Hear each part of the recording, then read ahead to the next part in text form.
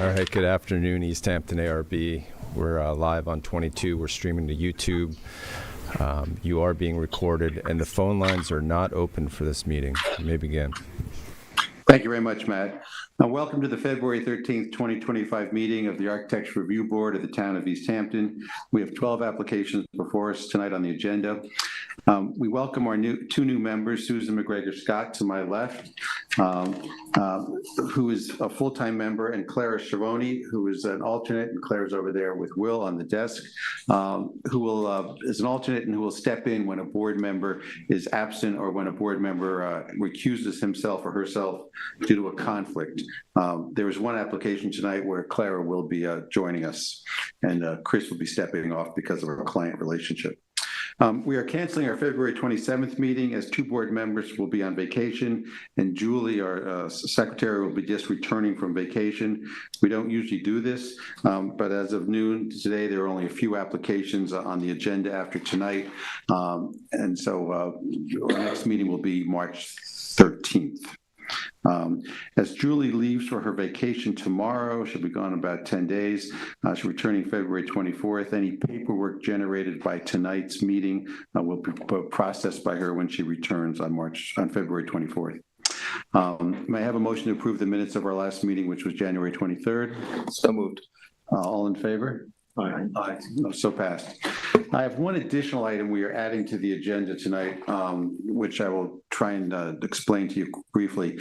This is a court settlement against this board. It's by Paramount Development Group, 84 Wainscott Hollow Road, Wainscott, New York, Suffolk County Tax Map number 300-200-1.3.5. Pursuant to the East Hampton Town Code, an application was received by the ARB for a property located within an agricultural overlay district. And whereas on October 24th, 2024 meeting of the ARB denied applicant's application and filed a determination with the East Hampton Town Clerk on November 7th, 2024. And whereas on December 6, 2024, applicant filed an Article 78 proceeding with the Suffolk County Supreme Court with the index number 630-299/2024, challenging the ARB's denial of this application.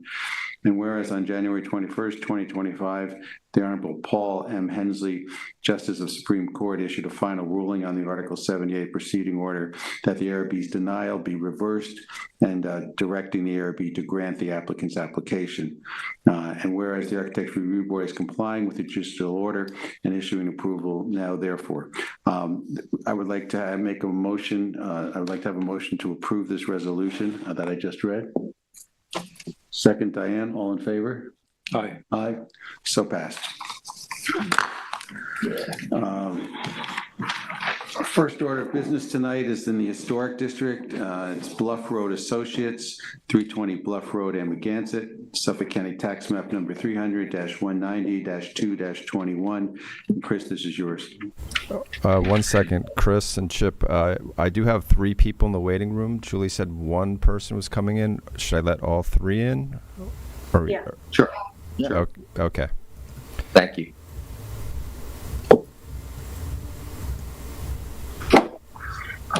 Okay, to give us a little history of the application, this is a project that's been before the ARB twice, previously for us to give our comments to the ZBA.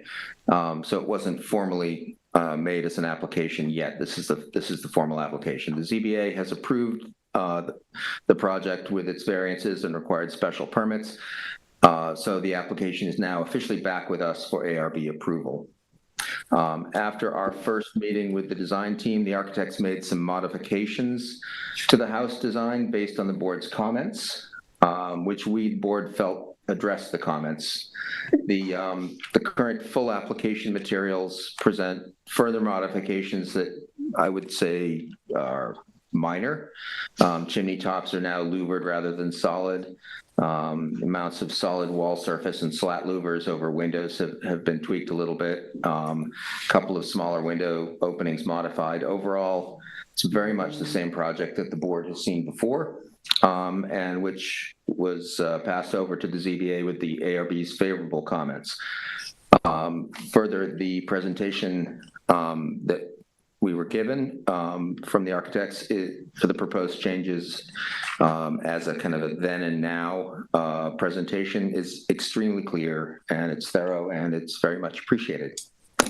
The 2.5 acre flag lot property is one of the 2 improved properties in the Double Dune Preserve area south of Bluff Road. Neither of these 2 properties has structures considered historic.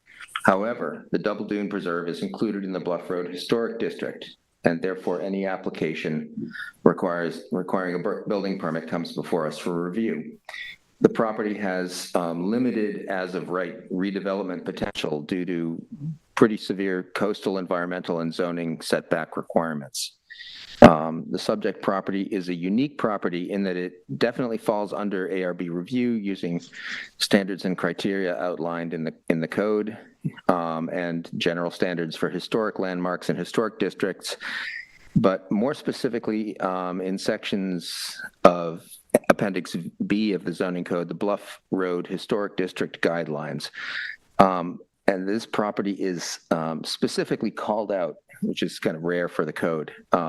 It's called out in Appendix B, and I'm going to quote, that 325 Bluff Road has a unique circumstance being set back approximately 900 feet south of Bluff Road. The board will take into account the degree to which the proposed work will be visible from Bluff Road.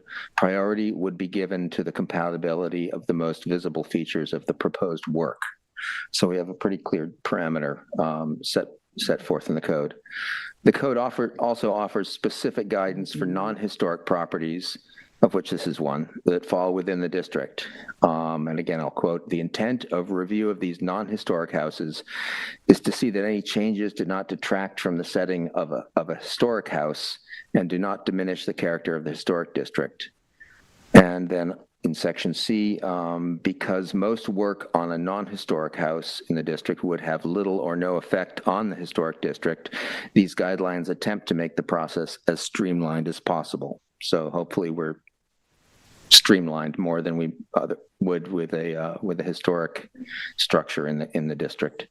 So the work is the scope of the work is as follows: demolition of existing residential structures and swimming pool, and construction of a new 2-story house with elevated terrace, swimming pool and spa, garage, ground level deck, fire pit, and generator. The existing total coverage on the site is decreased from 24% to a proposed 22.4%. The existing clearing is being decreased. In other words, there's significant revegetation going from 30% clear now to a proposed 19.1%. And building coverage increases from 4.4 to 7.9, well under the allowable max. So the house is, if you want to flip to some of the images of the proposal. It's a flat roofed, two stories with glass railing surrounding a roof deck that's set back from the roof edges. Significant expanses of floor to ceiling glass, stone panels on the facade, stucco, and painted steel for the louvered slats and some of the trim pieces.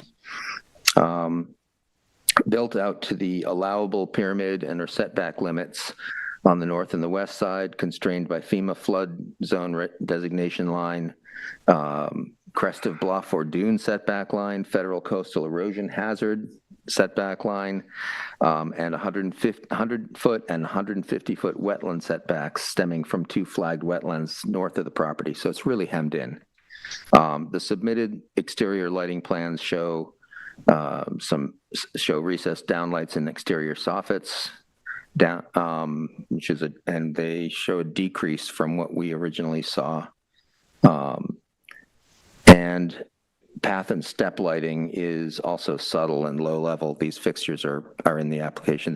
They're all dark sky compliant and have a color temperature that meets code.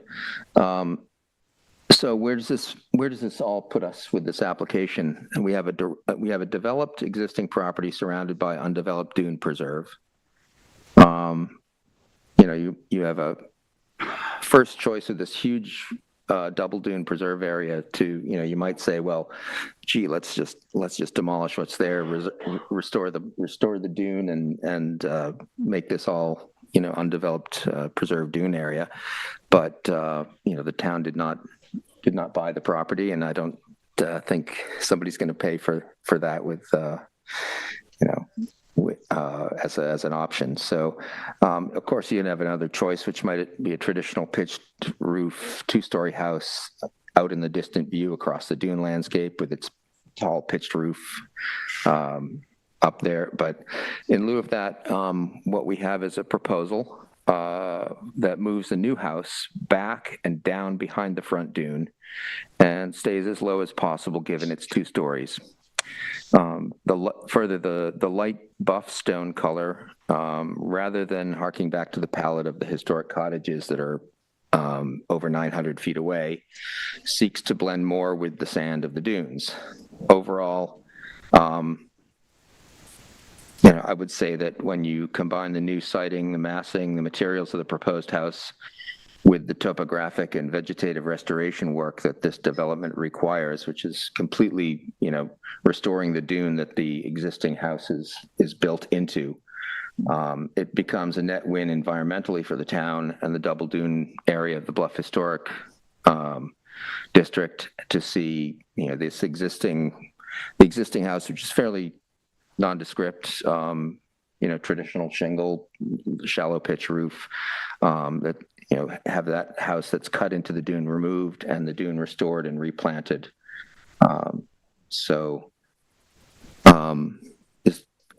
Does somebody want to speak for the applicant? I thank you guys for meeting with us yet again. Carl Smith from Leroy Street Studio. I think you summarized kind of why we are here today and the history of the project very well. We're basically here to reiterate our belief in this project and that it presents a win-win for the property and for the surrounding ecosystem, and frankly to answer any additional questions you might have or go through any of the changes in more detail if you so desire. I could take you through a history lesson of the project, but you've already done it very succinctly, so we're here at your behest. Comments from the board? Well, I do have a question about because the roof is somewhat of a 5th elevation of the house, because you're looking down on it a little bit. Can you just maybe talk through about roofing materials and what's on the roof? I'm looking at the roof plan, and it just says, roof terrace and a PV array. So Sure. if you just So walk through the roof material itself is intended to be a Kemper, fluid applied membrane roof. We're choosing a high albedo, light color, kind of similar to the color of the siding or the stone of the house. And a good portion of it is going to be covered with photovoltaics for the sake of sustainability. And the part that's roof deck will be, I believe, an Ipe left to weather and silver out, actually. Is there lighting on the roof? I don't think, correct me if I'm wrong, Akash, I don't think there's anything permanent. They might bring, battery charged lanterns up with them, but nothing permanently installed. Okay. Good. Yes. Diane? Well, I continue to think that it's a very sensitive approach to a very different sort of house, and I like it very much. I think it came out as a win-win for everybody. We're glad you feel that. Chris? I'd like to make a motion to approve this application as presented. Second? Second. Thanks. All in favor? Aye. Aye. So passed. Thank you very much. Thank you very much. We appreciate your time. Good luck with your house. Thank you. Beautiful introduction. Wordy. But every word was well chosen and necessary. I felt like it was in architecture school. Next item, change to commercial. This is 457 Montauk Highway in East Hampton, Suffolk County Tax Map number 300-166-4-20. Diane, this is yours. Yes. This is I think, a significant building on Montauk Highway. I think everybody knows it because of Domaine Freni, the good wine store. Well, and Epic Insurance has taken this property, and they have, they've been before us several times with signage upgrades and things which have happened. And now they are back with, this is existing as it exists today with the new signage, but without the color change. And Will, can you show us the proposal? So they have lightened the feeling. They have removed that pediment, which I think is a big improvement too. And I think it looks very good. I think the building on the east side, I think it balances the wine store, and I think it's altogether looks terrific. Anybody have any questions? On the property card, this started 30, 40 years ago as a Gristedes supermarket, so it's come a long way. Frank? Yeah, I think it looks pretty good. I think the gray helps a lot, flanking it. Can we zoom in? So are we approving also the sign in the middle? We've approved the signs, and the signs are in place. We've approved The middle sign we recently approved? Yes. I mean, I think it would be, I would love it if the applicant came back with a new sign that worked with a black background more than that. Because the ones on the left look quite elegant, right? Well, it's not going to be black. It's this dark gray. Well, darker, well, like, it's like the Franny, right? The lettering for the businesses on the left, I think that's quite nice, but the one in the middle, it would be nice. Yeah. Okay. I think it's water under the bridge.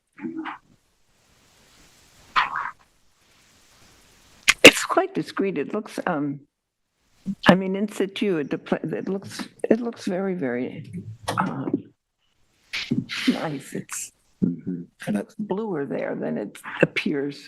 And the whitewashed brick is already there. That's part of the existing facade. That's not a proposed change. I drove by it this morning. The brick is not whitewashed, but the brick is there. Right. It's not currently It's a lighter colored brick that sort of looks whitewashed. Yeah. Okay.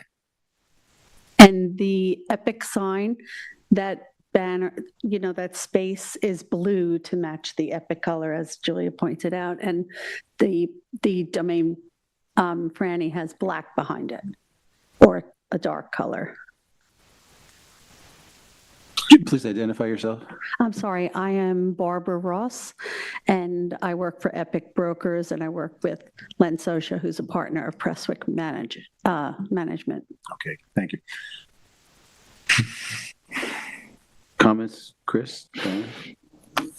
That's pretty straightforward. Yeah, I think it's quite straightforward. This is set back considerably from the street. It's a definite improvement. Yeah. The pediment was terrific. from a proposal 30 years ago, so it's good it's gone. That's good. Okay, good. So, Well, then I would like to make a motion to approve this application as presented. second, I'll second. Chris second, all in favor? Aye. So passed. Thank you very much. Thank you so much.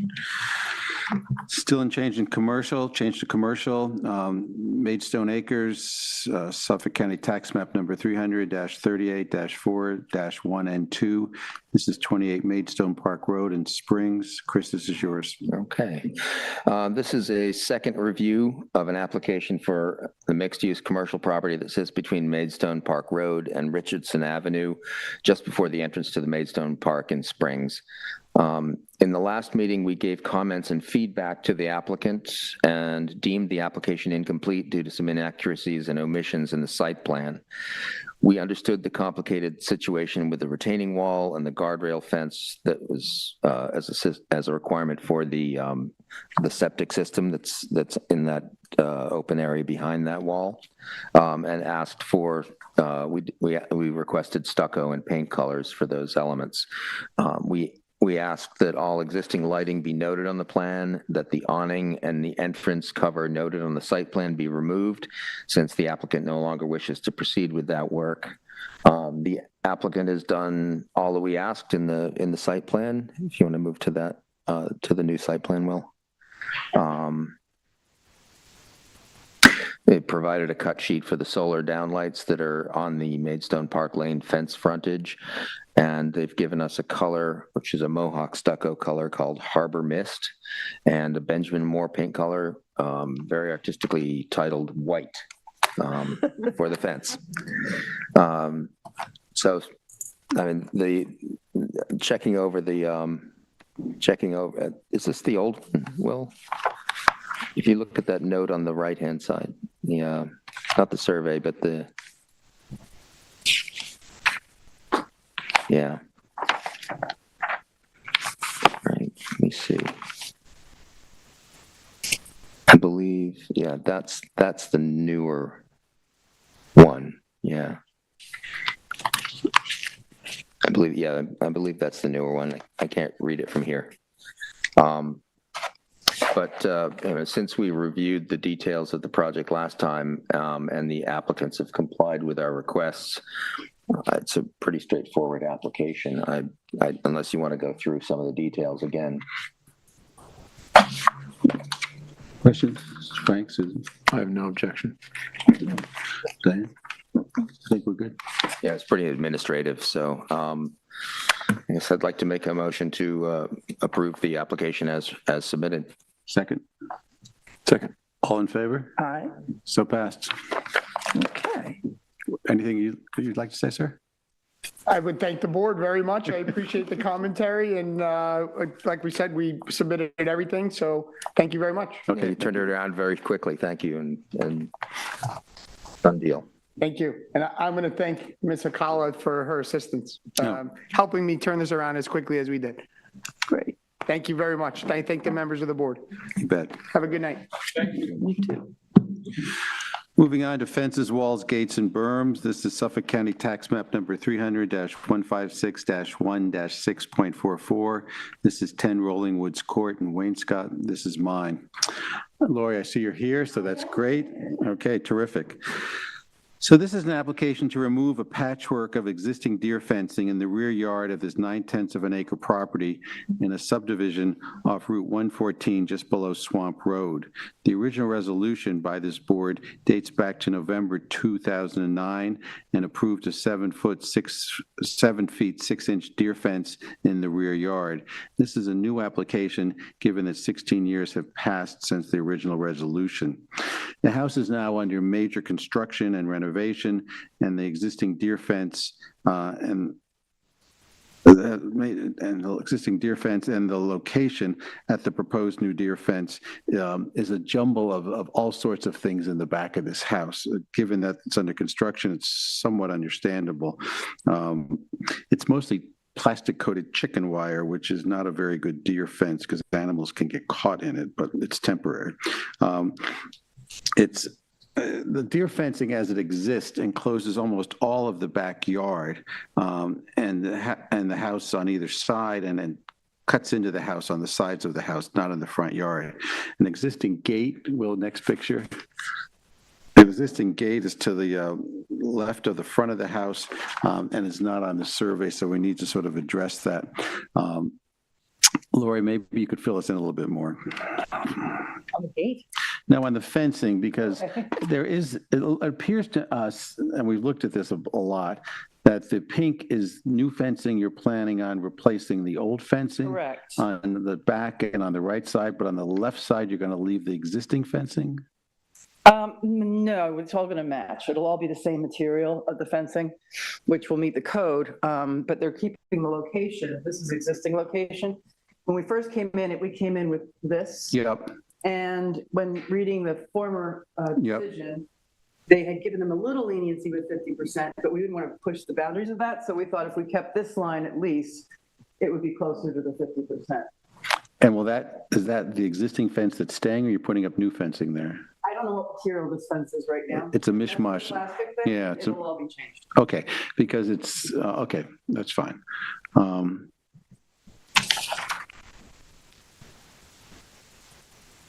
So you want obvious the wire. We want standard deer fencing, yeah, because I'm just afraid this chicken wire thing is, I don't think we generally see that, but it's a mishmash of stuff. Yep, and Okay. it's all consistent. Okay. And I guess this fence is there to keep animals off the deck. Wasn't quite clear. I don't know. Well, this will be back before us again when it's done, so I'm not too worried about it. But just if we clean up all the perimeter deer fencing, that would be great. That's not part of our proposal. Yeah. So I'm not sure if that's something to do with safeguarding materials during construction. I'm not sure why that's there. Okay. At some point, the gate's going to need to go on the survey. That gate we showed you. Okay. It's not on it. It's not part of our application. I know, but I'm just going forward. It's a new survey, but the surveyor did not pick up the gate. Okay. I mean, this is a work in progress. I have no issues with it. Chris? Yeah, it's pretty straightforward. Yeah. Sure. Okay. So I make a motion to approve this application as presented. Second. Second. Chris, all in favor? Aye. So passed. Thank you very much. You bet, Larry. On to agricultural overlay. This is 11 Town Line Road, Wayne-Scott, New York, Suffolk County Tax Map number 300-196-1-2.2. Frank, this is yours. Okay. This is an application to construct several gates, sculptures, and a generator on a property located on Town Line Road in Wayne-Scott. This property sits down the road from Town Line Barbecue off Montauk Highway. It's flanked by private lots on either side and sits within an agricultural overlay. I will remind this board, per the ag overlay zoning, this board has jurisdiction to review all structures within the agricultural overlay districts, including sculptures. This is a scenic easement. There is a scenic easement in the property on the rear yard. We'll go to that later in the survey. The applicant, we'll just walk through the photos. So yeah, there's the, it says slide 2 or something. Yeah, so there's the property to the right, which does have a gate. It's a horse farm. That I couldn't measure it, but the tracks prints are about in line with, or in line with the gate next door. It appears to be approximately where the proposed gate is. We can talk about that when we see the landscape survey. There is, between the lot line and the house, there is a proposed pool gate there. That's looking back at Town Line Road. Next one. This is looking towards the rear of the property. That's actually in the backyard where one of the proposed sculptures will be. To the right is the horse farm property. That's the pool there, and the pool house is on the left.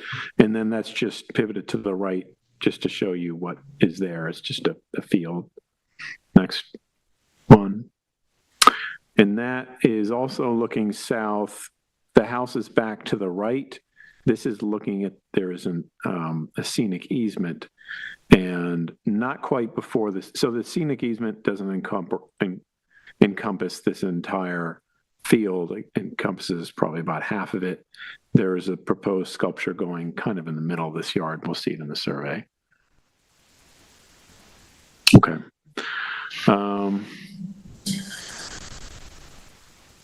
Okay, perhaps we can, so there's the survey. Let's just look at the scenic easement in the back first. Mm-hmm.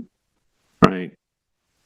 So there's no landscaping drawn, but, and so you can see there's the structure, there's a sculpture kind of in the middle of the yard. There is, towards the top of the north property line, there's a generator. And then there are several, and then the other sculpture is there, right, correct, near the pool. And then there are just a bunch of gates we'll review. You can see them that, like, going into the pool gate, they're near the pool house, going into the backyard. And let's pan left. There's a gate to the right next to the house there, correct? And then there's the proposed gate. It doesn't show where the neighboring property is, but it seems to be, it's approximately in line with it. So can we go to the landscape plan, and I can start explaining the fences. Okay, so let's talk about okay. So you can see it called out there in yellow. There are different types of gates. So if I get this correctly, and I'll have the applicant explain this, but they're basically like, they're called as pool gates, but they're really 4-foot gates, the one to go into the backyard, the one next to the house, and leading like to the right of the parking area. Between the house and the pool house, there is a taller gate we'll see, and then we'll go through the, so let's go through the gates themselves. Where is the, first of all, we'll stay on this page. Okay. So the pedestrian gates are mahogany left to weather naturally, that we're looking at on the left there. My understanding that it's a double height pedestrian gate, 5'11.5", which replaces the existing pool gate. 4-inch high boards with a 1/2-inch gap. This is really not visible from, it's sort of tucked between the house and the pool house. Go to the right. So those are the pool gates. Those are also, I mean,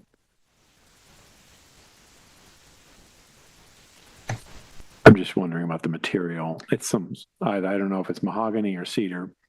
4 feet high. So those are both the same 4 foot high with mesh infill. And let's go to the entry gate. Okay. So the entry gate is 5 feet 4-inch high. I believe this is mahogany left to weather naturally. So if you zoom in, it's 3-inch boards with a 2-inch gap. Clear cedar. Clear cedar. Okay, thank you. And so that's it. So if the applicant wants to come up and explain further, one question I have is, does the generator have an enclosure?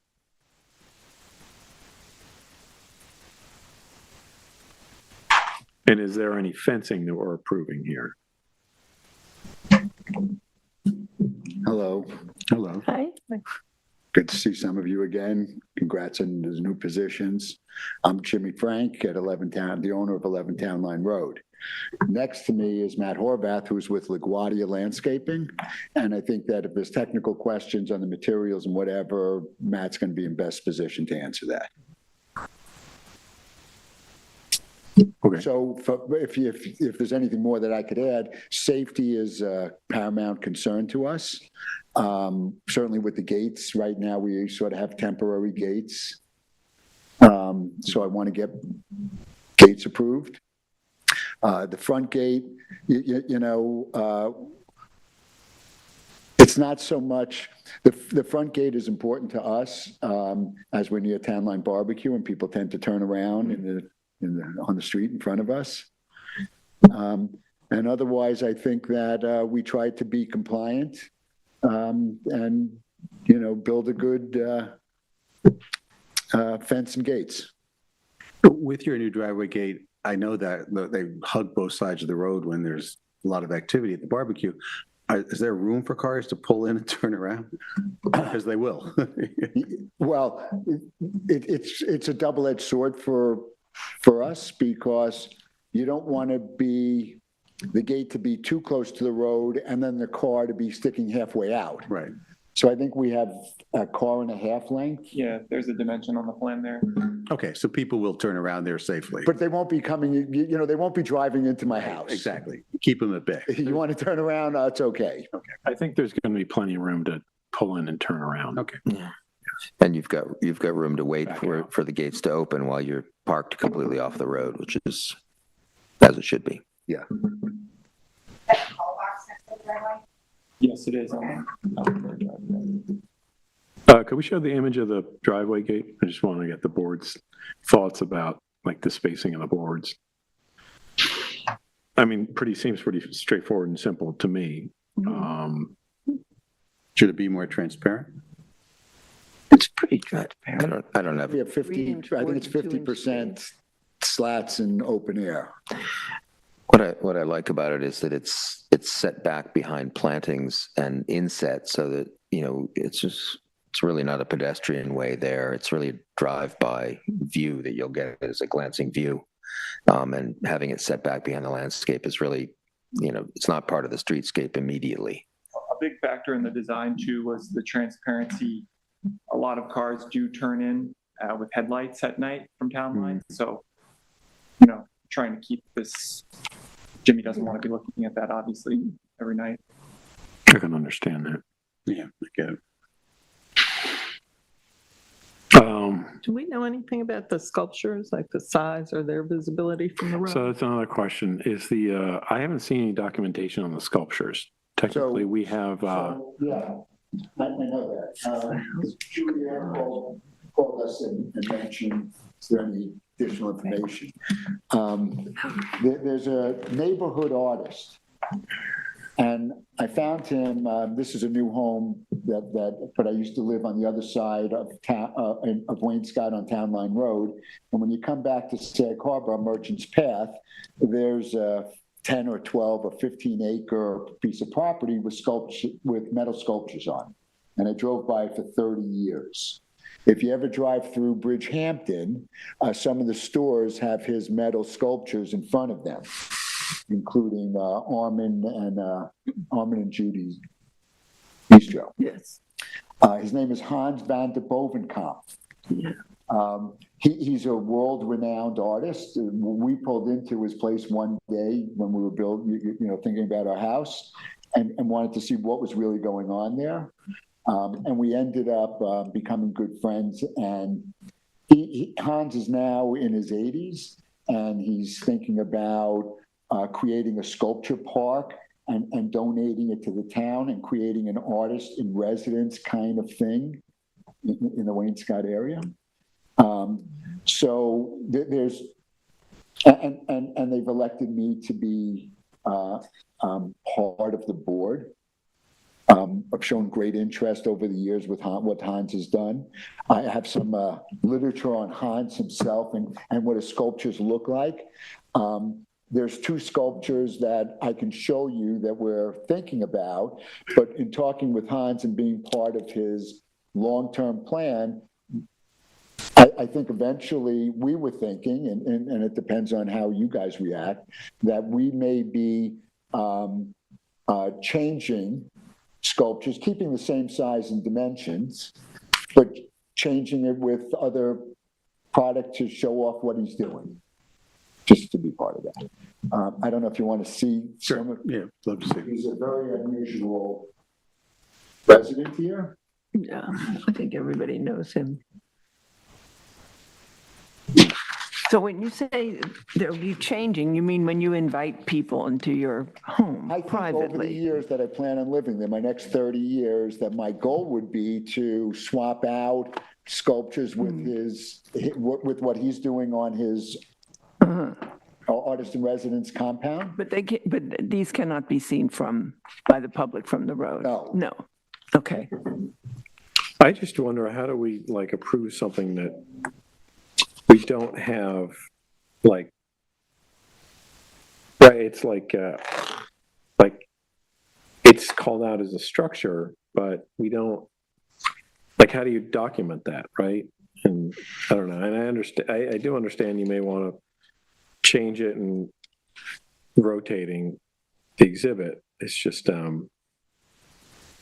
guess as long as it adheres to the height limit. Scale and mass, yeah.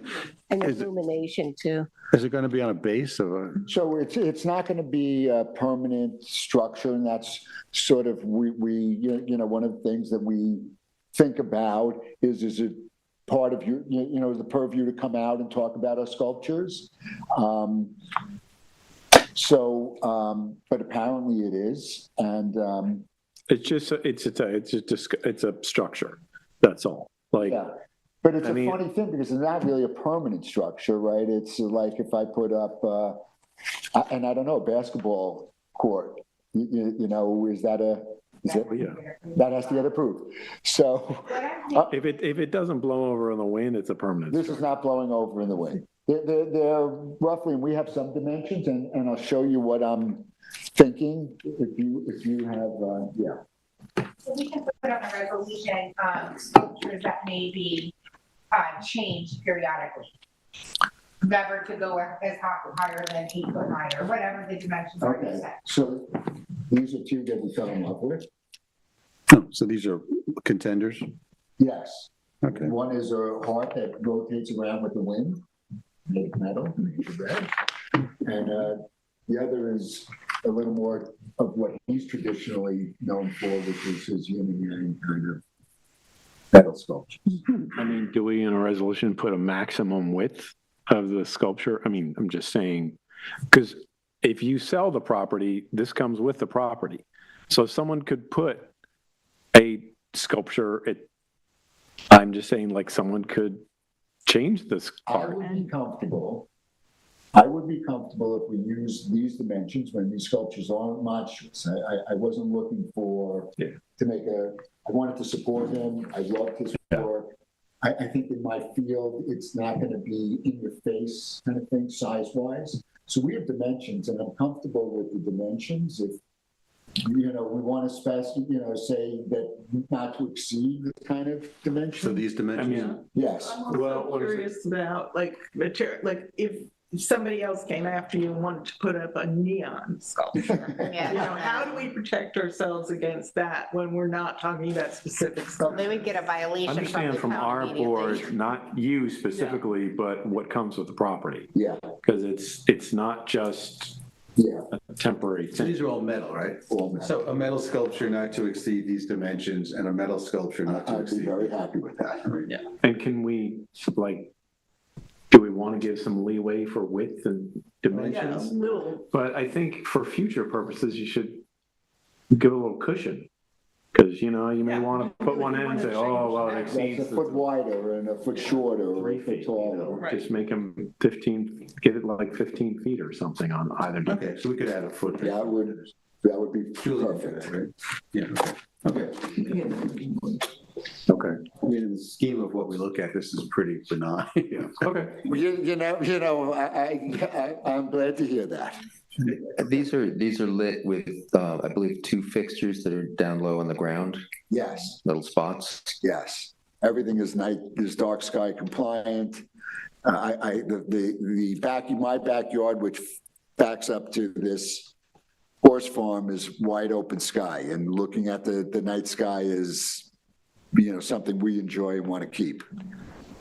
Matt, maybe you could address this. How do those grade up lights address dark sky? So we actually have an expert here from Luminism, the lighting designer. I will say, I will defer to him. I will say, not everything on a person's property has to be dark sky. The zoning does allow for limited landscape lighting upright. Okay, that's good. James is here taking the place of Representing Luminism Design and Tyler Horn for this. who couldn't make it today. So dark skies compliant would be below 550 lumens per fixture. In this case, we have 2 uplights. Those MR16 lamps have 390 lumens capacity, but when you're looking at the lensing that's built into those lamps, it further reduces the lumen output. So at a distance of around 6 feet, those lumens are going to drop down to around 200 from the 390 due to the lensing and at that distance. So these are shielded fixtures. The lamps being used are Sora lamps, which have a focus on reducing the blue light spectrum, which further meets the goals of dark skies. So the total output there in lumens would be 400 for 2 fixtures total, with that 6 foot distance with the lensing, 260-degree lenses on those Sora lamps. So we can say 400 lumen output. Correct. Total on the sculpture. And that's only for the one in the yard, not rear yard, not the one next to the pool.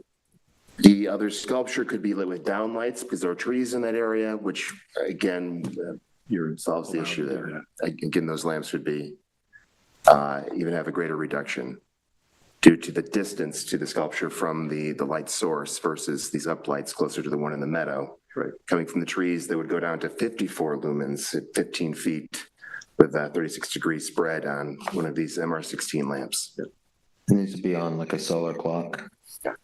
There's a Lutron system that controls this, and then the timer would go off at 10 p.m. at night.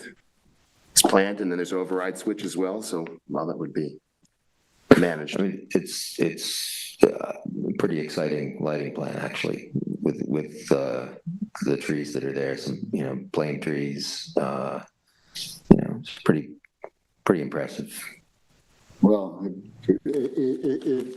it helps light up or provide some light in the dark areas of the property without being overbearing, and we have some magnificent trees on the property. Yeah, there are.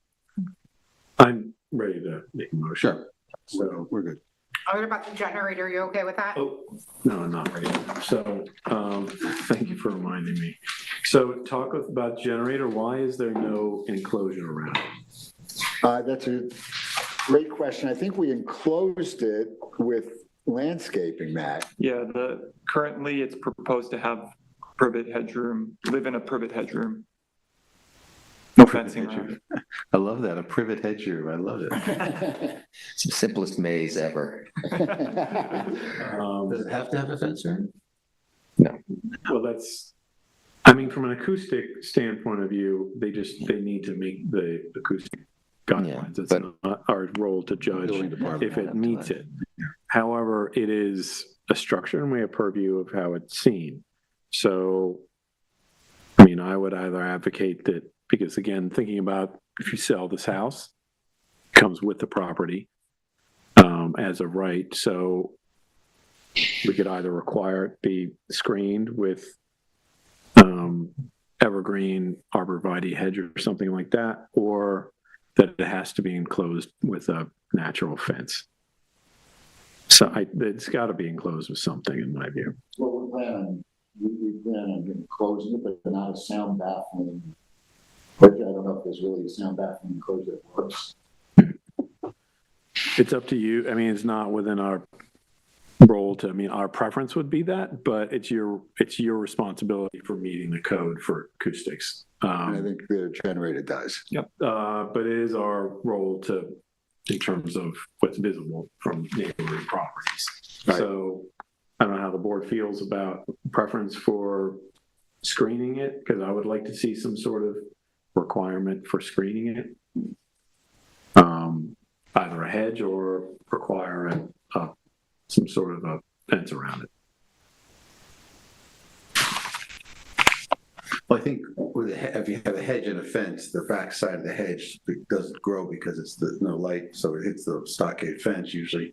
So, I'm fine with a hedge enclosure, whether it's privet or evergreen. I think it'll grow better and thrive better on both sides. Okay, I'd be happy with that. Okay. You wanted evergreen, or you guys were thinking privet, but what was that? Yeah, the whole side is privet. How tall? It's 5 to 6 feet tall. We don't really dictate this kind of stuff. Landscape. I think we should. If we can. But We're planning on privet. Okay, we can't say if it's privet or arborvitae or whatever, but as long as you screen and enclose it. And the reason privet, this hedge already exists out there. Yeah. So we're just tying into that with the same plant type. Yeah, It'll disappear. Okay. Okay, I think we're good. Okay. Okay, and we're gonna get the dimensions.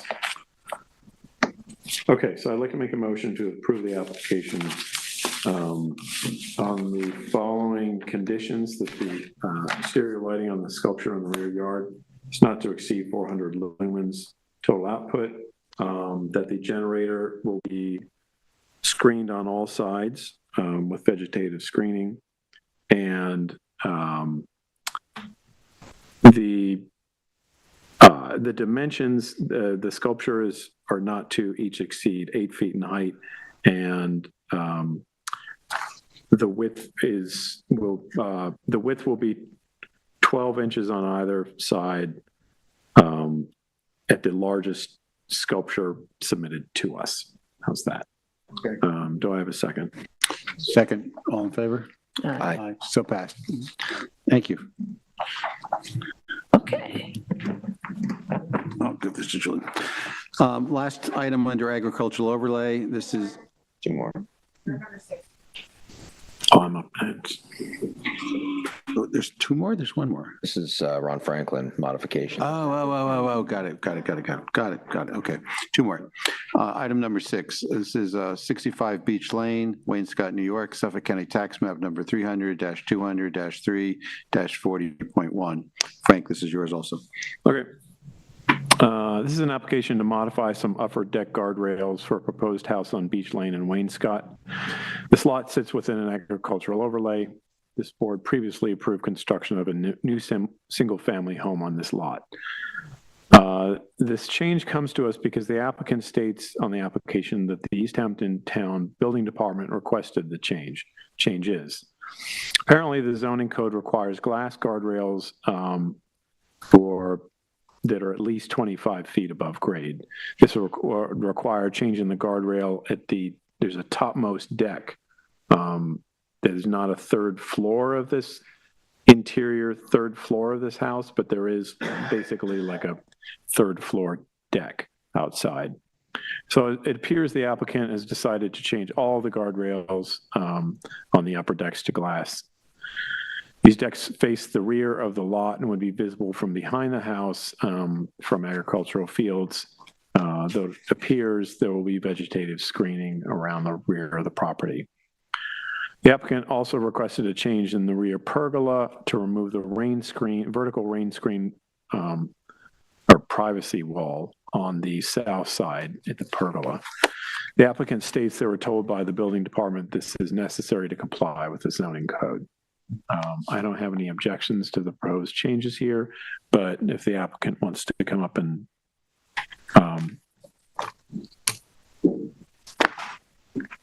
talk about anything. Hello, all. Good to see you all again. It's been a little while. So, yeah, I think this is pretty simple, but that was a response from the building department. I'm sorry, you're Franklin? I'm sorry, I'm Ron Franklin, the owner of the property, and this is Brian Glasser, who's my architect. And so, because they required the glass above on the roof deck, as Frank had mentioned, we decided to do the same thing down below. And the other change is simply that they said that we can't have the privacy screening, so we just removed it. Why couldn't you have the privacy screening?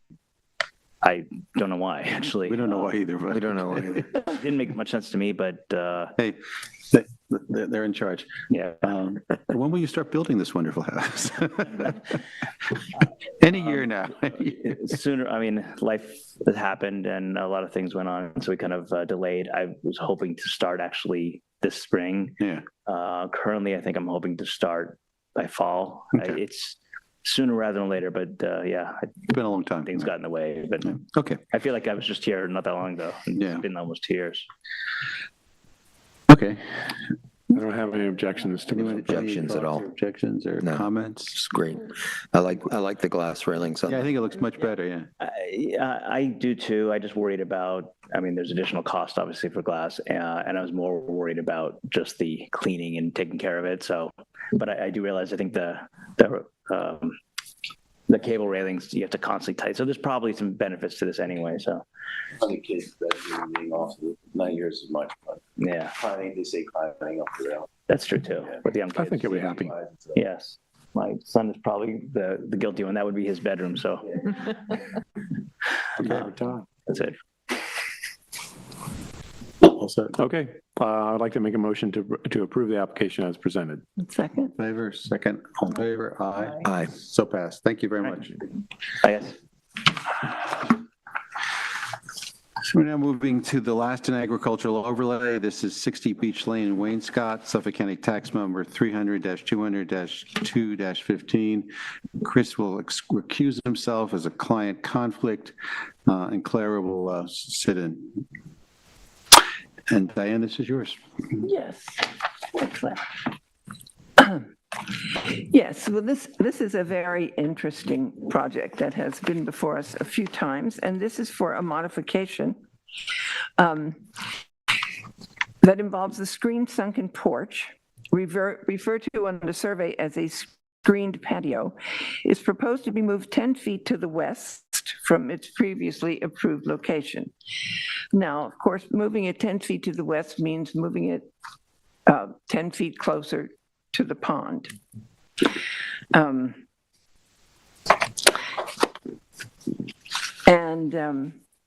there's only 231 square feet additional, but it is clad, as we can see in this beautiful mock-up, it is clad, it says here in brown, dark brown tile, but that looks red to me in the mock-up. Come on up, you come on up. Yeah, come please. Clad with the same material that we are using for this the same one that we are using for the breezeway addition in the back that is trying to possible the wood cladding on the existing house. Well, it's a nice matte finish, but I wonder, I mean, this has now come closer to the pond, and our concern, as you know, is about the light and the reflection and all of those things. And it seems to me that that what we approved before was a much softer approach. This becomes much more prominent. It could be wood instead of tiles, meaning we could match exactly the red wood that is used right now in the existing house, which is the typical red of the because in our previous approvals, I mean, one of the things that we really commended was the modern palette, the materials, the inventive use of screening and netting and all of those things. And this seems to, I don't know, this seems to me to be sort of not as in keeping, more, a bolder statement. Well, yeah, it was done to respond a little bit to the client desire to create a better flow in the living room, on the interior living room, since before these 10 feet were cutting into the living room itself. So the flow now is much better. And when we started to push out this 10 feet, we thought, oh, why don't we use the same language that we use also for the breezeway, which is the same language of the existing house. So that's why it can be done in wood, doesn't need to be done with the concrete, because the look though will be the same. The idea is to match really the red that you see so often in the Hamptons, that is almost like, I don't know, a brownish red that you see on the barns. So, and it was really to accent these two elements that are now the screen areas.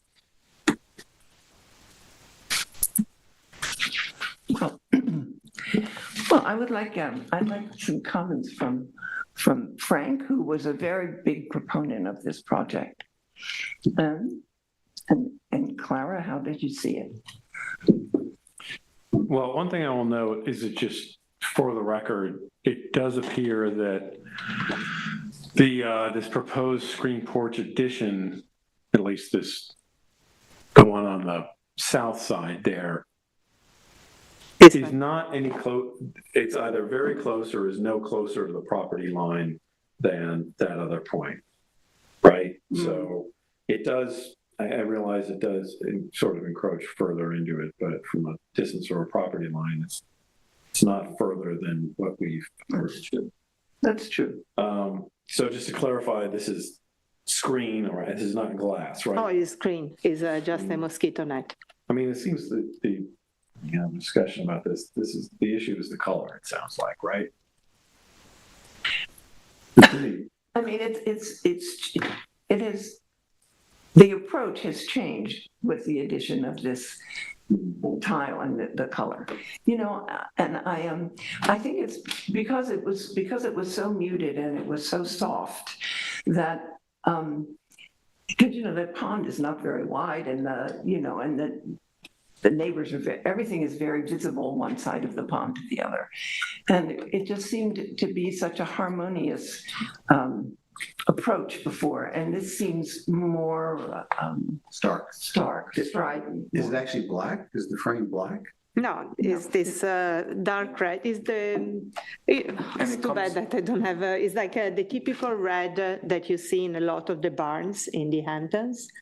And it comes in big 4 foot by 8 foot sheets. So these will be, they're not going to be tiled. It's going to be, each column will be wrapped with one linear piece. The same way as the roof of this here will be larger segments. So this is just small samples. I just want to clarify that it's not a tile, but it has that matte finish and it's a fiber concrete material. What's the roof on? There is no, it's just the mosquito net. There is no. The roof of that area is mosquito net. So the whole thing, so it's a cube. Yeah, Right, it's just a completely cube of exposed mosquito. to the elements. It's of the- exactly, there is no roof. It's just the netting for So mosquitoes. the water can come through Yes. Yeah, it's this. under the furniture. Well, it is an open patio, so it's gonna be garden furniture. It's not like an interior furniture.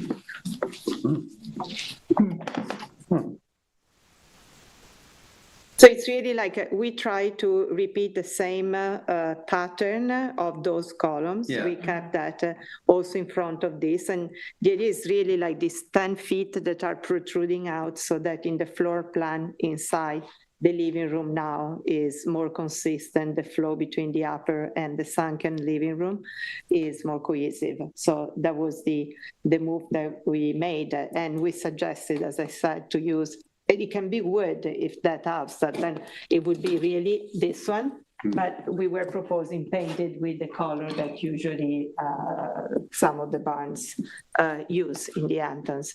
And it was just to create this structure that was protruding from the house. And is is 10 feet high, and it protrudes 10 feet from the facade of the building, from the colonnade that you see there, and is 24 feet wide. And could you explain more about the fireplace and the...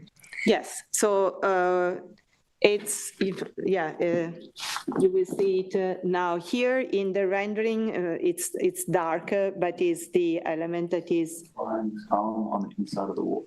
So it's underneath, the fireplace itself is underneath the terrace. And the chimney is small. I can actually, I can bring this here. I can bring this here so you see it better. Oops. So it's a fireplace that is indoor and it comes from the outside. Oh, it's like a Swedish fire. Oh, there is no chimney. No? Yeah, Yes, there is a Oh, the chimney's right there. But it's not on the... Yeah, sorry, it's not in the license. What's the chimney material? It's the same material that we use for the roof. Yeah, which is this darker gray material that is trying to match the cedar color.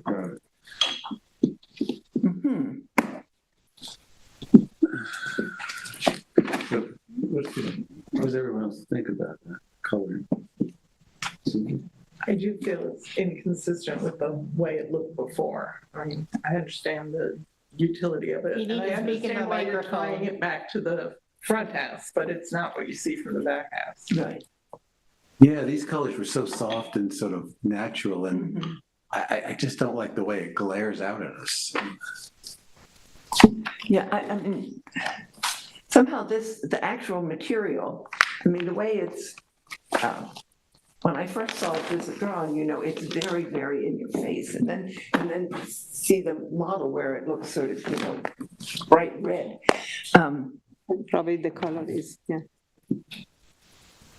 I mean, I will say, from a model perspective, I'd recommend next time using the, I think the board would be a little more receptive to the terracotta color than the bright red.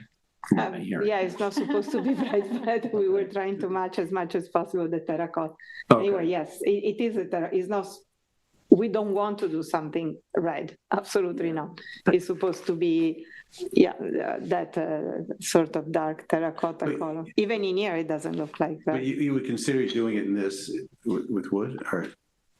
Well, what I said is that we would like to, we can consider doing it in wood, but we were thinking to paint the wood. So we have not married to use this. We proposed that because it was the material that we were proposing for all of the additions. So we thought that it was more, but we could very well, since it's a screen porch, and so it goes with the architecture of the Hamptons, we could use wood.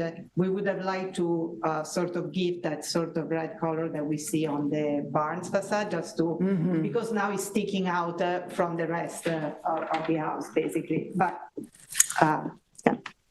The house is also true, one thing with you, that this model now represents this house white, and the house is more grayish, because yeah, the color of the house is more this one. So it's also true that now it's so much in the high, because this is very white, and that red probably, yeah, this red doesn't match the terracotta. Yeah.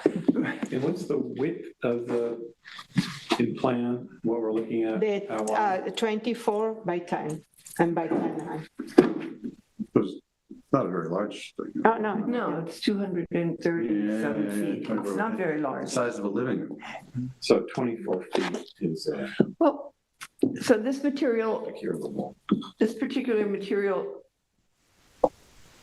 I mean, it comes in other colors, or it comes only in this color? It comes with the other color that we are using for the house, right? So we are using the same material.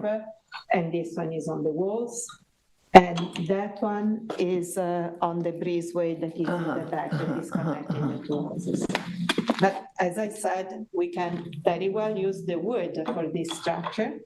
Just the idea was to have a different color than the gray. That's the only thing. The wood is perfectly, I mean, it's acceptable. It's not. The idea of painting it, though, was an idea to show this as a box that was sticking out from the architecture. And if it looked like a barn, I think maybe it could be the color of a barn, but it doesn't look, it looks like Philip Johnson's glass house in New Canaan, Connecticut. So, I mean, I don't get the barn thing doesn't carry over to me in terms of what you're trying to portray. And of course, you can't, I mean, there's nowhere that you can see those colors from this view of the house, from the pond or anything. I mean, you can't make that connection. No, I understand. Claire, what do you think? I would agree with Diane on this. I like the concept. I'm not sure about the terracotta color. To me, it's before it looked nice and soft when you look from the pond view. Right now, it's probably sticking out a little bit. And how Diane says, there's no real connection when you're standing on the side. So you don't really, I don't think the terracotta, like a barn look, carries to the back of the house. I see what you're saying in the front, but so pleasant. Yeah. Okay, so. Will, could you put up on the screen? I think it's right there next to it. The previously proposed west facade. See, it's so soft and welcoming and non-obtrusive and. But it would be the same. It's only that these the three squares that you see on the right are now moving out. And that's what we're doing. It's not that we are modifying. I mean, we were removing the sliding up screens because that was deemed to be a little bit too complicated to fabricate. But the move is that now. I mean, actually, we lower also, you see on the left side, the other screened area above the exterior. We lowered that by 1 floor. Right. And in fact, because these two additions that were screened, that's where we were using I don't know if it's correct to use a terracotta. I don't know, how would you represent the color maybe of the barn? Maybe, you know, in keeping your materials, and I don't know, maybe there's another color more in the palette of the original proposal for this facade. Okay, so darker gray. You know, maybe if you want to highlight it or emphasize, you know, maybe there's a color that's more harmonious with the existing palette. There's an end edition that you're proposing red on. Where is that? Which edition? So there are two, yeah. There's one to the left too, which is that's the one that I was we focused on the one on the right. But this one was existing as well. That's the one that I'm saying that we reduced. Before it was 2 floors, and now it's 1 floor. And so these two elements, because now we wanted to keep, you know, the idea of this house, and now we have these 2 boxes that are sort of attaching to it. So So to Diane's point, if they were in the same palette as the rest of it, but still distinct from the rest. Susan, I need you to speak into the microphone. Sorry. If it were, in a different palette, consistent with the rest of the building, but still different, so that it pointed out these as additions that were different. Gray. We don't have any other It color. would be roughly the same gray suit that we're using for the other columns. I would have no objection. Yeah, I think we all sort of favor the softer colors. I will say that I've been supportive of this project because I think it's important when something has the merit to give some creative, some artistic liberty to the designer if it has merit. I do think, I was initially thinking, okay, well, I do think it sort of conceptually fits to it's like an armature that speaks with the language of the rest of the house. So I understand that, but at the same time, it's hard for me to, kind of Diane's point, to not feel that something special has been just kind of, it's almost intangible, kind of lost design-wise from what it was. And I can only guess where this came from, which was a request and a change in program. I just don't think it is.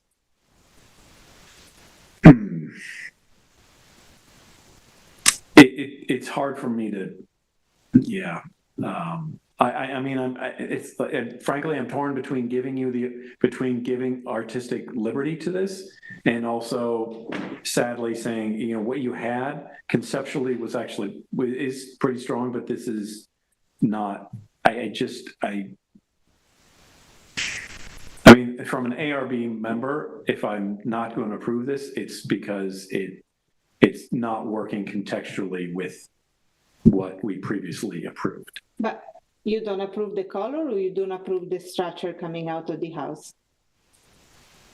I wish that a solution had been explored perhaps that works with the language of what we had approved, as opposed to thinking about it as like an armature, like something quite different, that should be treated as like an armature, like an extension that is intentionally meant to not work with the rear elevation. Right, but I don't see the difference because yes, it's coming out of the house, and I understand if you say it should be gray, it should be done with the same material. Fine, I understand that part. You want something that is more muted. But I don't understand why the language is different. I mean, maybe this rendering is maybe this looks too big in this rendering, but it's a 10 feet high structure covered with the mosquito net, as the mosquito net that we have on the railing upstairs that we had before as well.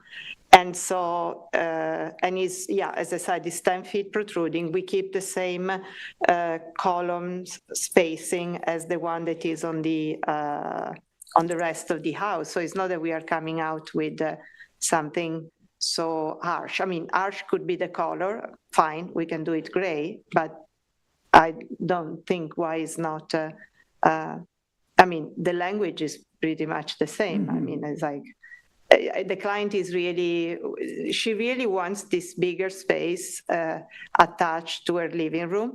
And she always complained that her living room was somehow cut out by that previous structure that was, penetrating it. So that's why this was moved out. And yes, as I said, I don't have, it's fine if it needs to be more muted and needs to be gray and needs to be wood. I'm okay with that. I think the client will be as well, as far as she, I think, can keep the idea of this exterior screen structure. No, that's, I mean, that. I get it. I mean, I can't even, it's not even like a legal question, frankly, but I would just ask you to think about it. Do you think that this is architecturally better than what you have? Well, that's up to you as a designer, but I know my answer. I don't think this improves it. So I understand where it's come from. Yeah, I agree with you on that point of view, but for sure. But it is true that the house needs to be lived inside as well, and for a client is almost more important than the exterior. So we tried in any way to make her happy and have a cohesive look inside. And then aesthetically, I agree with you that this is something that breaks the linearity of what we had before. But there is no way I can resolve that. The client is very happy about having an outside. And because it's a mosquito net, at the end of the day, you're not even going to see it. You see just a few, gray columns instead of being red. But What are we? Okay, this is the last I'll say. I almost wish that you had, like, if you look at it in plan, is instead that like you had almost like done like a triangle out. I shouldn't be doing this in plan design, but why not? Like, if you look at the plan, I almost wish that you would like go back to the plan, the ground floor. I think I'm willing to go with this, but I almost wish that you would like, instead of jotted out, whether you had like created a diagonal line out in the language of the rear elevation instead of this like thing jarring out. But I'm willing to go with this. It's my vote, Okay, I think. Okay. One more thing that Will has brought up. Is there any, no lighting plan was directly evident within this modification application. Is there any new or proposed modified lighting that we need to know? No, we left the same lighting that they were at the entrance of the house, and wherever we had before, we didn't add any other lighting here. Okay. Do we need to talk about the extension of the kind of squaring off at the property line? There isn't another addition that's proposed here. It was before. That was this. It's the same in plan. It's the same size. It's just the height was reduced and then the color we changed to match. But we'll now accommodate. Was that previously approved? Oh, yeah. Yes. Oh, that is okay. Yes, it's now smaller. I mean, okay. So we're only looking at this. Yeah, the box. Two sides. Okay, so why don't you come up with some language? Okay, so I would like to make a motion to approve this application with the understanding that the architect is in agreement that the color palette will be returned to a more harmonious, in more harmony with the original approved application. For the house, right? The color of the house? Yeah. Palette to match that, okay. What color are we specifying for the? Well, see, that's it, I mean, it can be a third color or another color. I think that So this color. I mean, right? Yeah, so this color. Yeah, that's gray, like the house. So staying in this mood, in this. But that doesn't translate to specifics, Diane. It's got to be specific, like what color, a gray color, a soft gray color, right? A soft gray color in harmony with the previously approved west-facing facade. Okay. Is that good, Julie? Yeah, I kind of wrote exterior color palette matching the house, the approved house color. Yeah. Is that okay? Yeah, okay. That's what we discussed, yeah. Okay. So we need a second. Clara seconds, all in favor? Aye. Aye. Okay, so passed. Okay, thank you. Thank you. Thank you.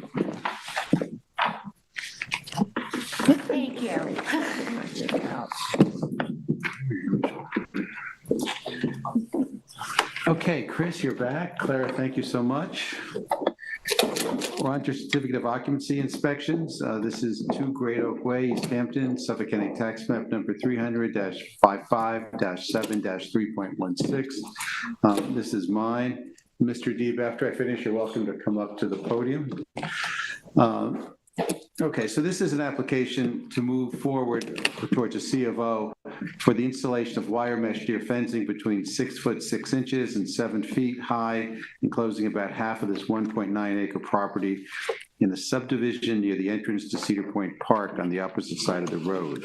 The fencing surrounds the house front and back with generous open spaces between it and the property line on the side yards and the backyard. Most of the fencing is buried in tall evergreen hedges. The fencing is of metal posts and professionally installed. So with the deer fencing, we have no issue. But as a note, Will, would you bring up the gates?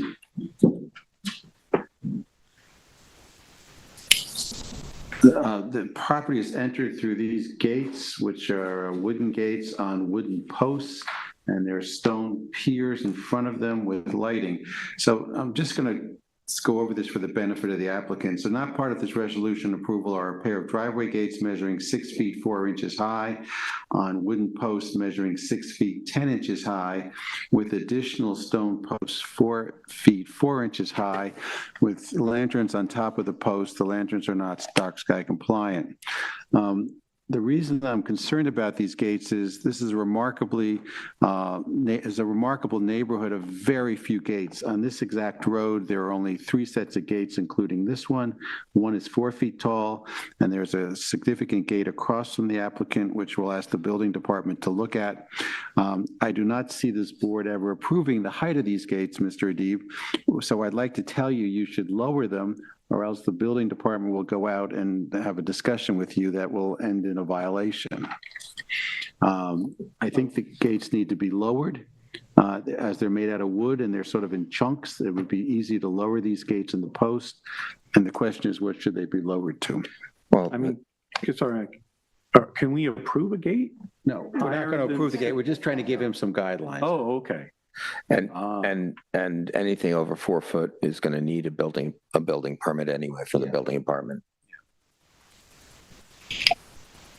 Mr. Adib, do you want to talk about? If we could maintain that height because of area being inundated with deer, and we've had already, before we put the fence up and this gate, twice our beautiful garden was totally destroyed.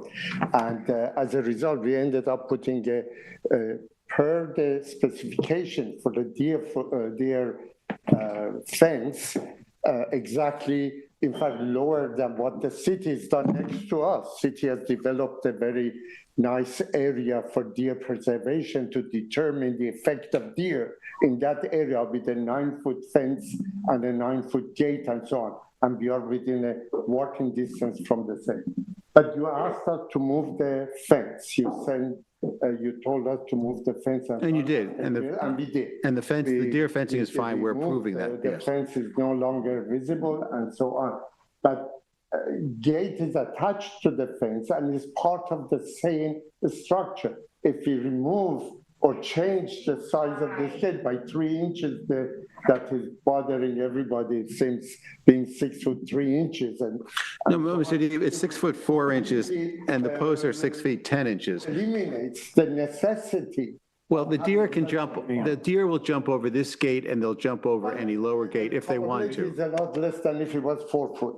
We're not telling you it has to be 4 feet, but it has to be somewhere between less than 6 feet. And I think the board might come in and say, only 6 foot 3 inches. I mean, is it that much of an issue for which I have to come here several times and pay so many fees and fill in so many forms and so on? Is it? It is an issue. It is an issue. Hey, listen, beyond what we may give you guidance or not, I'm just going to tell you some things we can't do. If your gate is within 50 feet of the pavement, you can't have a driveway gate in excess of 6 feet. We can't, it's not to say that, oh, I'm sorry, we can't approve it. It's the code, like, it's not allowed, you're not allowed. It's not, we're telling you this. That's the rule, that's the law. So we can't approve something that's not permitted. I'm sorry, you would have to go to the town board and ask them to change the zoning code to do that. It's just, the only way one solution you could, I'm not saying that we approve it, the first thing you would have to do, you would have to move your gate 50 feet from the pavement. Okay, We are about 40 some odd feet from the road, but that's not 50. I'm just saying it's the law. It's like saying I can't say that you can speed, right? Like, it's against the law. It's the law. It's the speed limit. It's the limit of the height of the fence that no one can breach above 6 feet if you're within 50 feet of the pavement. Mr. Adib, you're 21 feet. The gate is 21 feet from the edge of the road. So that's not, so anyway, I'm not going to dwell on the gate. I'm telling you now, it needs to be cut down. I think the board would look at a gate that's probably closer to 5 feet. Maybe would give you that. But, you know, I don't want to dwell on this with you. I don't want to argue with you. It's just that this is going to come back and haunt you. And I'm just giving you advice about it now. Thank you. I appreciate that. And of course, we will always respect what you suggest. I would really hope if come here, you had people come in, talk about the fence, or we could have done all this in one go, but obviously it didn't happen. First it was the fence, so we now have to come in for the gate. I was wondering if there are anything else we have to come in the future. I mean, can we not sort all this out in one shot? This is really becoming, wasting your time more than. Well, it's time. I don't want to waste everybody's time. But for me, every time I meet Julia, I have to pay $250 or $700 and so on. So eventually this needs to come to an end. It's almost 1 year. Well, the deer Ms. fence is Cunningham coming. came in and suggested, okay, if you change the color and blend it in with the motion, with the environment, maybe the board would be accepting. So we went and changed the color. At the end, we were hoping that this would be satisfactory because it is not intrusive. It is very subdued and so on. But at the end, it's your decision. Whatever you say, we will follow. But could we do everything and finish with this subject? Because I've been here twice. Okay, so what's the feeling of the board on the height of this gate? I also say, Would it be accepted if we change, we can do one layer at the top and bring it down to 5'6"? Would that be acceptable? I also would ask you, if you come back to a change in the gate, please come back with a drawing. Don't build it and ask us to approve it. Come back with a drawing so we can agree on that in case we say, oh, well, we'd like it to change by 6 inches. We don't want you to go and build it. Submitting would survey drawing be sufficient? I think we can do it just by talking about it. But I mean, I think this gate is constructed out of wood. He could slice down 2 or 3 layers of it. But and he can slice down the posts. They're made of wood. The lamps are a problem. We told you the lamps are a problem. They have to be dark sky compliant. Where the light goes down, it cannot go up. So you need to get different lamps on your posts. Yes, I understood that is your new, we put the gate up, I appreciate it, but the columns and so on, and these columns is very much part of the architectural design of the house because the chimney has exactly the We don't same. have a problem with your stone columns. No, but I They're don't 4 want to feet. come back after 3 months and say, oh, now the column is The problem. columns are close enough to 4 feet within an inch or two. They So can the stay. light we will change to be compliant with your new regulation. I'm sorry to interrupt because we've said, you know, that light doesn't work. Is this board fine with having a light there? Because if we're not, we need to tell the applicant that. Well, it takes over 4 feet. It's kind of difficult not I don't want knowing. the applicant to come back and say, well, we're changing the light, and we say, well, we don't like lights on posts. Yeah, it's kind of difficult without knowing what the original plans for the house that got a permit had, were those gates on. I mean, that goes back to what, 2012. How are we supposed to know what was part of the original approved plans? I suspect they weren't even on the plans. Yeah, well, we don't know. So on the gates, what's the feeling on the gates? My feeling is cut down the gates and no lights. Okay. If you want to come back to like a landscape light on the side, but definitely not some glowing bulbs. By I know they've been this there. light is not the only one. There are many exact light. If you wish, I can come back with a photograph of this. Has been apparently at one time very popular amongst the developers of the area. So there are plenty of lights like that. Now, I understand you've changed the requirement. Okay, that's not a very big issue. But as I mentioned to the judge, we paid penalty for the fence and so on. We were taken to court for having violated the law. And I told the judge, how would I know there is such a law? The contractor, we told them, put a fence against the deer, he put it up, and we've been living with it. And then somebody came and said, no, you're against the law, and we had to go to court and pay penalty. So it's a little bit difficult for an individual who buys a house and with the occupancy certificate and everything, and move to the house, not knowing that there are laws being made to But you built the gates, Mr. Deeb, you built the gates, and you didn't get a building permit, so that's your basic problem. Yeah, I should have known that. I didn't know. Okay. And the contractor didn't tell me, so I agree. I just want to make sure, if I bring it down to what we checked it, if we could do it at 5'6", which I believe it is not unusual for the area, we will do that immediately. In fact, I will go and do it tomorrow if But necessary. just come in with drawings first. Don't make any changes until we approve it. I just don't recommend that. Okay, I have to go and make a drawing of a gate, or I can give you the survey drawing with the 5'6" gate on it. Would that be 5'6" acceptable? might be too high, I don't know. Come in with 5'6" and 5 foot. Give us an option. Okay? I just No, don't this want this is, applicant to go change the gate, come back to us, and we say, I don't think so. So that's why. That's why I'm But saying. how might I tell, looking at this, what even 5'6" is? Like, so you're gonna have a, 5'6" takes off the If top. I cut here all the way and move this panel down, it would be about 5'6", approximately. I mean, I would take a picture and bring it to you. I don't want to go and get I don't have an AutoCAD software in my computer myself, so I can't do that. I have to get somebody else to do it. I don't want to have to spend unnecessary money for something that is really not justified and not worth it. But I can certainly.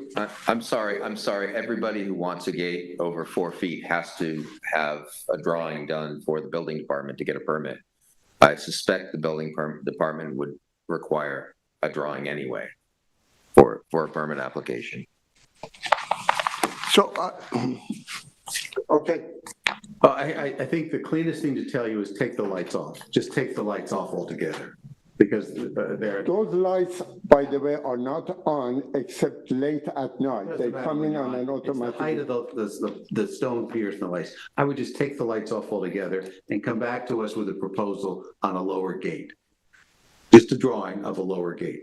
I think it's got to be between 5 and 5.5 feet, depending on where those slats are. And the posts are very high. They're 6 feet, 10 inches. No. The posts will go. Yeah, you're talking about this. The wooden posts, they have to be the same height as the gate, the same height as the gate.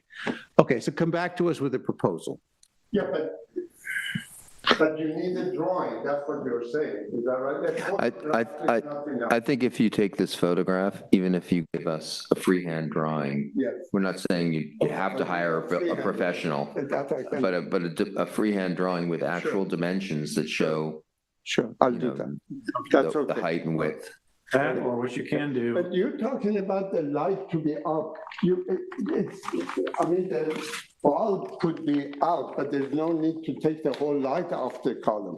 Why would they want to take the Well, what's the point of the light without a bulb? Without that light up there, that column would look ridiculous. I think it would look fine. But I mean, I think it's going to be so complicated to deal with the lighting. It's in situations like this, just take the light away. Take the light away for the building inspection. Just take it away. We won't approve the light. And with the light on top of those stones, it's over 4 foot high, so you would need approval, and they're not going to approve it. Yeah, the stone piers are 4 feet 4 inches. But what about a decorative light with the shine downwards and so on, which is what I heard earlier would be a. If you want to come, listen, what I'm saying is if you want, I know you don't like coming back to us, but if you want to come back to us with a proposal, we'll look at it, you know? That's what I was saying. Don't go out and cut your fence and then ask us to approve it. Just like come with us with a light sheet, like a specifications sheet, and then indicate. And one thing you can do, I don't know if you have the means to do this, is like, if you don't want to draw the whole thing, like just take some software where you just yellow lines over what that and just say, these are the line, you know. I'll do that. Okay. I can do a lot of that with a photograph or with something that you can see how what the intentions are fully, and then if approved, we'll do it and submit a survey, proper formal survey drawing after approval. Of course, with that. But we measure from the gravel, so I mean, it's not the height of the gate itself, it's from the ground, that's the total height. Sure. But I think well under 5.5 feet would be better, the shorter the better. So, is that okay, 5.5 feet? I'm sorry, I keep coming close because my hearing is very bad. I'm sorry. I think it's going to depend on how that looks. You know, there's a rhythm to your spacing there.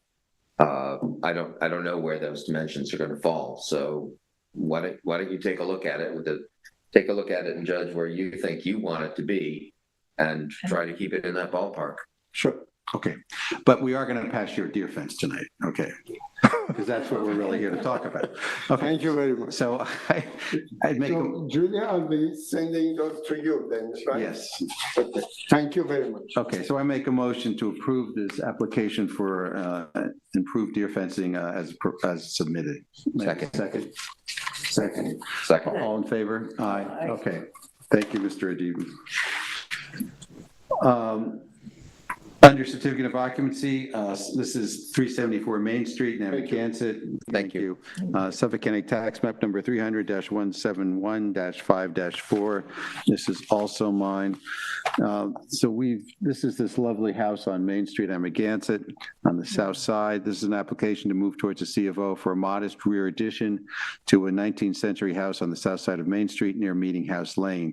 The 792 square foot addition matches the traditional architecture of the house at the breezeway and the box to the left, and is connected to it by a 160 square foot breezeway. A 208 square foot deck on the other side is off the west side of the breezeway. There's the deck. This is a sympathetic addition which respects the period house to which it is attached and the historic nature of Main Street neighborhood. I see no reason not to approve this application. Comments?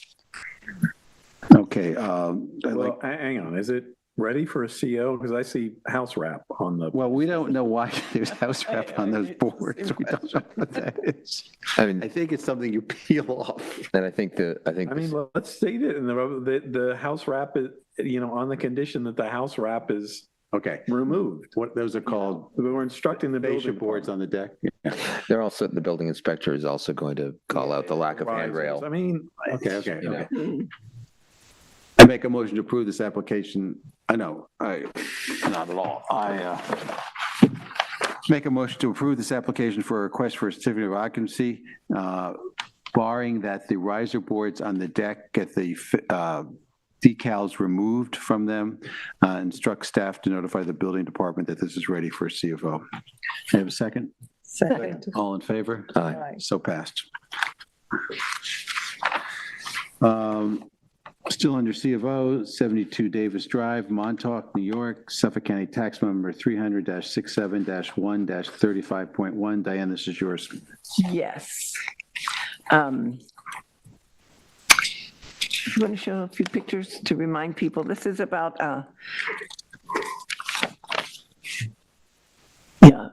I think the thing in question is the fence on the the fence around the pool. But our wonderful architects here on this board deemed that this was necessary.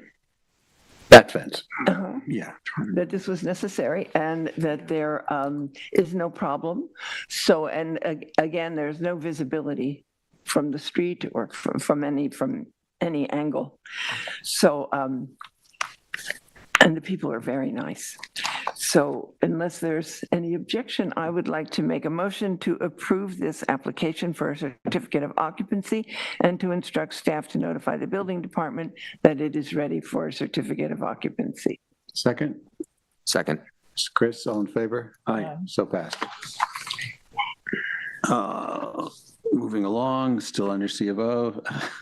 Pacheco Deli, 480 Pandico Road, East Hampton, Suffolk County Tax Map number 300-166-6-1. Frank, yours. Okay, so this was Pacheco, it is Pacheco's Deli, but it's now Pacheco's Deli Market and Pizza. We we approved the sign, but without the telephone number, so there's no telephone number on it. It seems to conform to the resolution. So, I would like to make a motion to instruct the staff to notify the building department that this application has satisfied the conditions and substantially conforms to the ARB approval of the resolution. Second. Susan, all in favor? Aye. Aye. So passed. Last but not least, 139 Old House Landing Road, Suffolk County Tax Map number 300-55-2-14. This is in East Hampton. Diana, it's yours. Yes, this is a lovely house where we have an 8-foot-high deer fence located on the north and east side of the property to protect the revegetation plan required by the town of East Hampton. It is completely masked by old, beautiful cryptomeria, and I think it's fine. Anybody? Looks great. Yeah, it's a very nice property, very well kept. Okay, so I would like to make a motion to approve this application for a certificate of occupancy and to instruct staff to notify the building department that it is ready for a certificate of occupancy. Second. Second. Chris, all in favor? Aye. So passed. Thanks a lot, Matt. I think we're done. I'd like to make a motion to bring this meeting to a close. Second. Second. All in favor? Aye. So passed. Okay. All right. Good afternoon, everyone. Thanks a lot. Thanks a lot. Still on? Right. Probably. Says recording. We're